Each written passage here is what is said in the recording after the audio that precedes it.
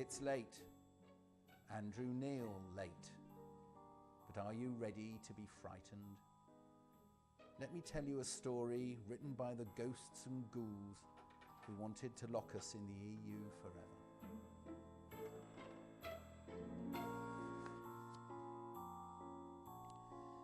The end is nigh for Britain as a successful economy. Interest rates will rise, sterling will go through the floor, squalor prevails, banks will relocate, and what's worse, Marmite will vanish. Marmite will vanish? It's made in Burton-on-Trent, for God's sake. And evidently, foreign holidays are going to become more expensive. More expensive than what, precisely? You've got to hand it to the scaremongering Ramonas, haven't you?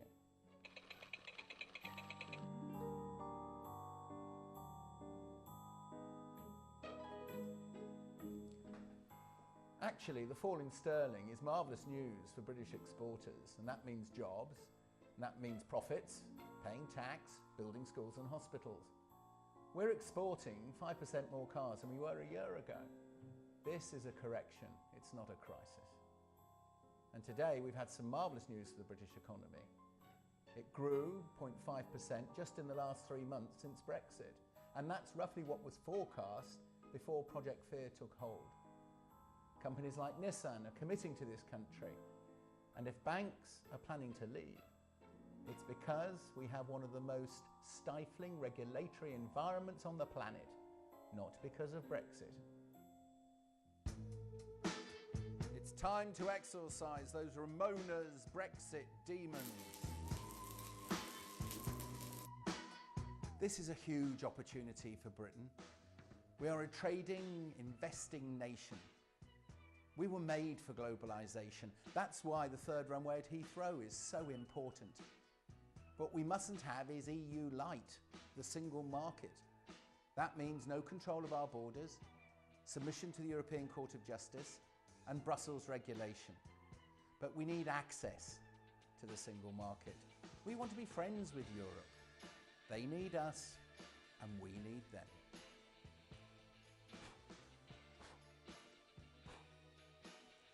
What UK businesses, large and small, need is certainty. There are going to be choppy waters ahead, but they're going to be better than the Ramonas say they will. So let's forget the horror stories. There is light at the end of the tunnel.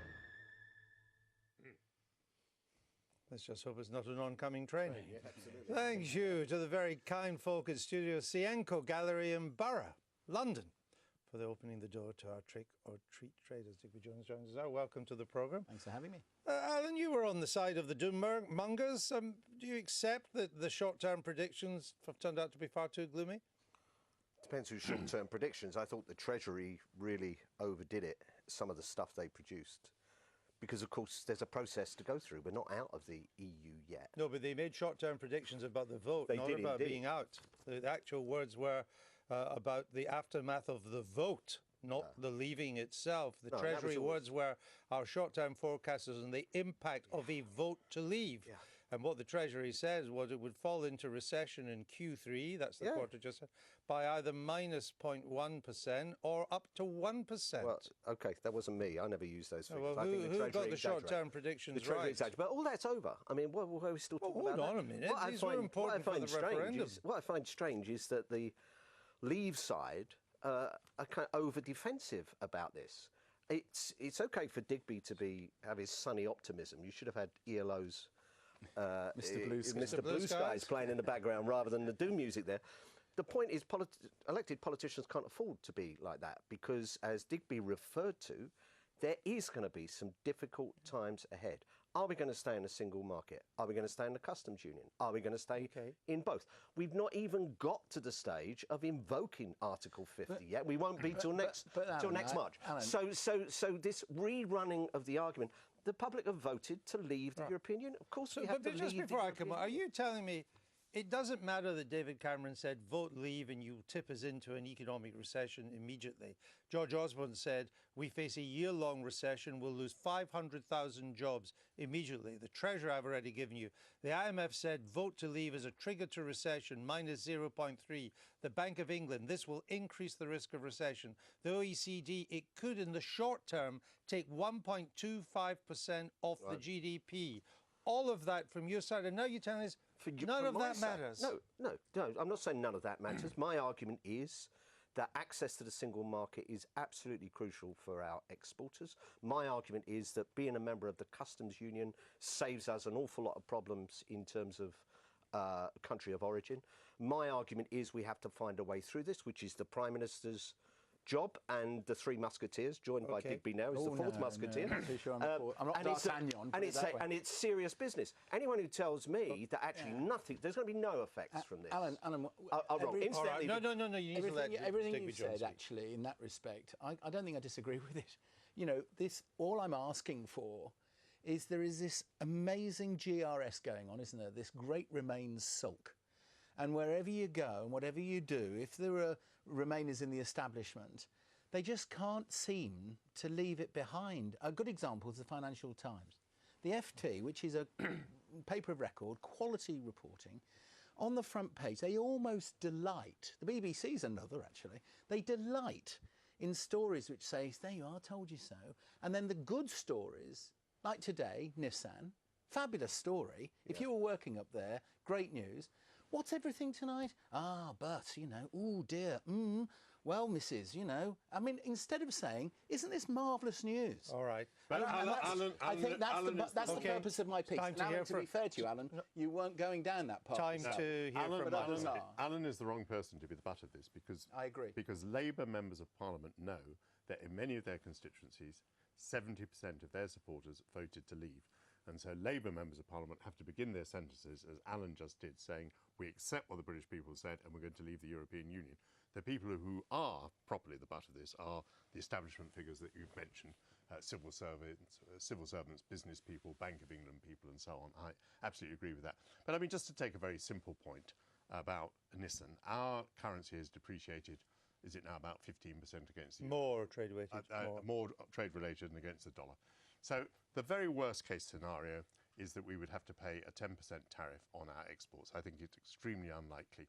The depreciation of sterling against the euro is already greater than that. If we did have a 10% tariff, sterling would depreciate further. So people like Nissan at the moment are absolutely quids in. By manufacturing their cars within the sterling area, they already have a tremendous export advantage. Maybe it's too soon for your side to crow, though, Digby Jones. I'm not crowing. Next year could be much tougher. We've got rising inflation now. That'll eat into real wage rises. Indeed, it could put a squeeze on living standards. Consumer spending could fall. That'll be very bad for the economy. Despite the Nissan decision, the uncertainty is bound to crib both domestic investment and foreign direct investment. Next year could be much tougher. I agree with you.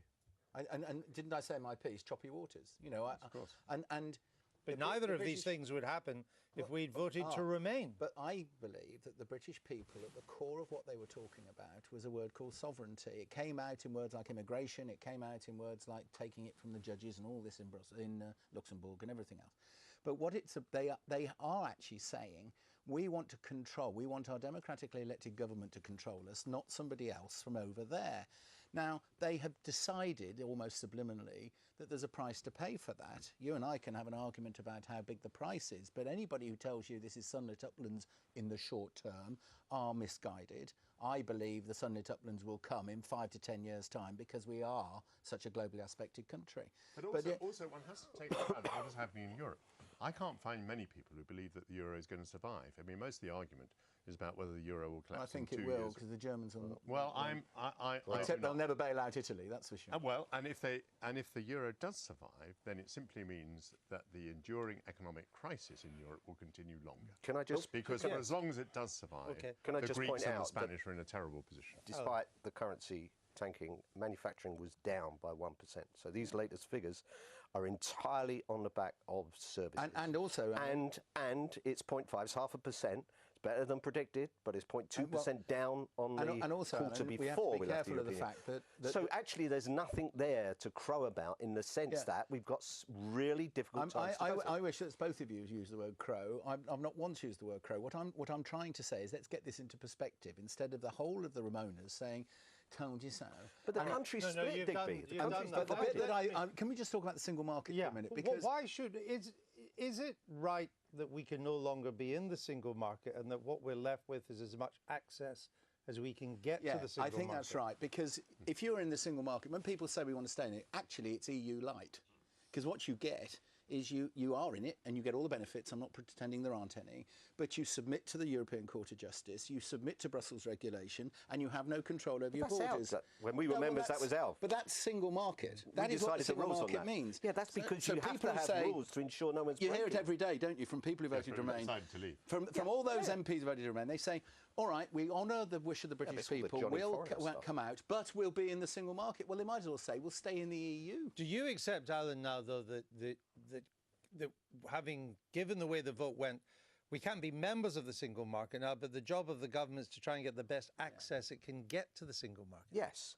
So, can you be... There's Norway, who are part of the single market but not part of the customs union. There's Turkey, that's part of the customs union but not part of the single market.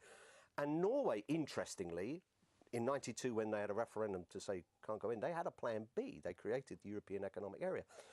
We don't seem to have much idea, and this is not about giving your negotiating hand away. Of course you don't do that, but you have a broad approach to what you're going to do here. And part of that should not be just going back to Nissan, which is brilliant news in Sunderland, but they have had assurances and support. We don't know what those are.